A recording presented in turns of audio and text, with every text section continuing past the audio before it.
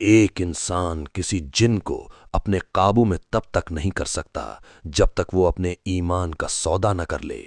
کالا جادو کوئی علم یا طاقت نہیں بلکہ شیطان کے سامنے انسان کے سجدے کا نام ہے۔ حقیقت یہ ہے کہ کوئی بھی جادوگر جنات پر حکومت نہیں کرتا۔ جنات سے کوئی کام کروانے کے لیے ایک انسان کو اللہ کی نافرمانی کرنی پڑتی ہے، کفر اور شرک کی حدیں پار کرنی پڑتی ہیں۔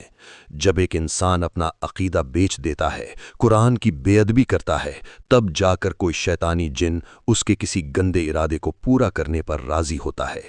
لوگ سوچتے ہیں کہ جادو سے کسی کو بھی قابو میں کیا جا سکتا ہے۔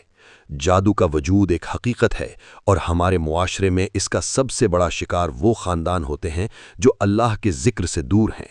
جادو کے ذریعے گھروں میں نفرت ڈالی جاتی ہے، سکون چھین لیا جاتا ہے اور انسان بنا کسی بیماری کے اندر ہی اندر ختم ہونے لگتا ہے۔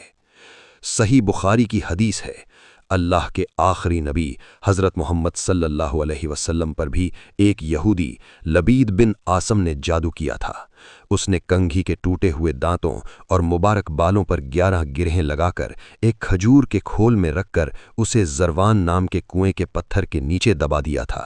اس کا اثر یہ ہوا کہ آپ حضرت محمد صلی اللہ علیہ وسلم کو ایسا محسوس ہوتا تھا کہ آپ نے کوئی کام کر لیا ہے جبکہ وہ نہیں کیا ہوتا تھا۔ لیکن کیا جادو جیت گیا؟ ہرگز نہیں۔ اللہ نے 2 فرشتوں کو بھیج کر اس جادو کی حقیقت بتائی اور آخری 2 سورتیں سورہ الفلق اور سورہ الناس نازل فرمائیں۔ جیسے جیسے ایک ایک آیت پڑھی جاتی، ایک ایک گرہ کھلتی گئی اور جادو کا اثر ہمیشہ کے لیے ختم ہو گیا۔ آج ہمارے معاشرے کا مسئلہ یہ ہے کہ ذرا سی پریشانی آتی ہے تو ہم فوراً کسی جعلی عامل کے پاس دوڑتے ہیں۔ یاد رکھیں، صرف حضرت سلیمان علیہ السلام کو اللہ نے یہ معجزہ دیا تھا کہ وہ جنات پر حکومت کریں۔ ان کے بعد کسی انسان کے پاس یہ طاقت نہیں کہ وہ جنات کو اپنا غلام بنا سکے۔ جو لوگ یہ دعویٰ کرتے ہیں وہ دراصل خود شیطان کے غلام بن چکے ہوتے ہیں۔ جادوگر کا وار بہت کمزور ہے۔ قرآن میں اللہ فرماتا ہے کہ بے شک شیطان کی چال بہت کمزور ہے۔ اپنے گھروں کو سورہ بقرہ کی تلاوت سے زندہ کریں۔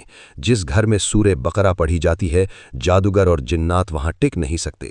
اس پیغام کو ان لوگوں تک ضرور پہنچائیں جو آج بھی خوف کے سائے میں جی رہے ہیں، تاکہ ان کا یقین جاہل عاملوں سے ہٹ کر اللہ کے کلام پر مضبوط ہو جائے۔ یا اللہ، جو لوگ بھی جادو، بری نظر یا جناتی اثرات کا شکار ہیں، انہیں شفا عطا فرما اور ہمارے گھروں کی حفاظت فرما۔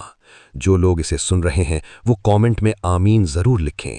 کیا پتہ کس کی آمین سے کسی بیمار کو شفا مل جائے۔